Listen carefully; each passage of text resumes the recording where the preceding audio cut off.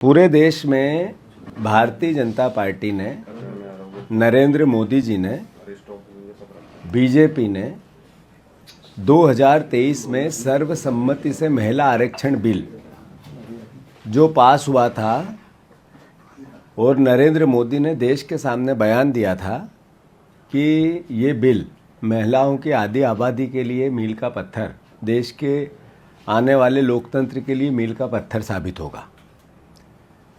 आदरणीय राहुल जी ने उसका स्वागत किया।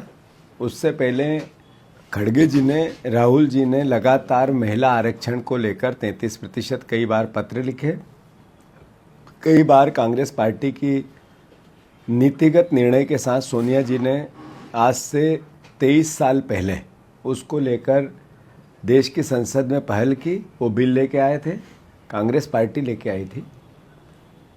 राजीव जी ने 50%, 33% आरक्षण दिया था, उसको कांग्रेस पार्टी ने 50% लोकल बॉडी इलेक्शन में किया, पंचायतों में और नगर पालिका, नगर निगम में। ये कांग्रेस की सोच की भावना है। अभी देश में स्टीम फाइल की बहुत बड़ी एक लड़ाई है। देश जानना चाहता है कि आखिर उसमें है क्या। नरेंद्र मोदी के मंत्रियों के नाम क्यों आ रहे हैं? क्या कारण है कि देश में नरेंद्र मोदी ट्रंप के आगे सिलेंडर हुए?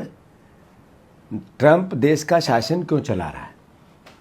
वो चाहे पाकिस्तान युद्ध सिंदूर की अंतर्गत ट्रंप का भारत से जो व्यवहार था, नरेंद्र मोदी पर जो उनकी तकरार थी, चाहे ट्रेड डील को लेकर जिस तरीके से धमकाया गया नरेंद्र मोदी को सीधे कई बार, और फिर अमेरिका और ईरान युद्ध के दौरान भी जो भारत की कोलैप्स हुई विदेश नीति ट्रंप के दबाव में, ये सब बातें ये बताती है कि मोदी जी कॉम्प्रोमाइज थे, दबे हुए थे।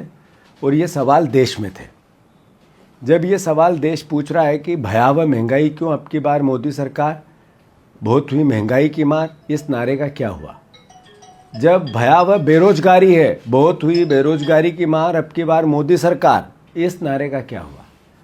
किसानों की एमएसपी, डबल इनकम, घर घर में किसान सवाल पूछ रहा है इस भारतीय जनता पार्टी से कि हमारी एमएसपी क्यों नहीं दे रहे हो आप? क्यों गेहूं का दाम नहीं दे रहे हो? क्यों धान का दाम नहीं दे रहे हो? क्या कारण है? डबल इनकम होना थी, वो नहीं हुई।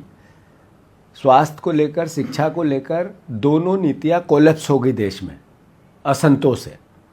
इन सवालों से देश का ध्यान भटकाना है तो जो 2023 में महिला आरक्षण बिल आया, उसी पर देश को गुमराह करना है।